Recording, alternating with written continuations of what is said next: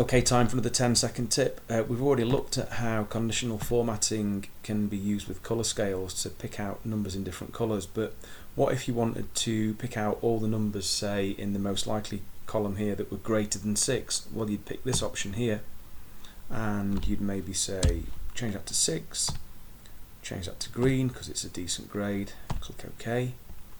You could then maybe pick out anybody that was sort of equal or between certain values, say maybe 5 and 6, pick those out as yellow, and then maybe anybody that's less than 5, less than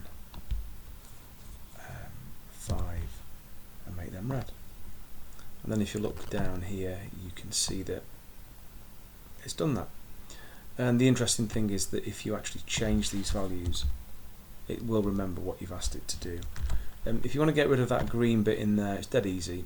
You just go to conditional formatting and clear the rule from that selected cell, not from the entire sheet, but just from that selected cell, and that does that. Okay.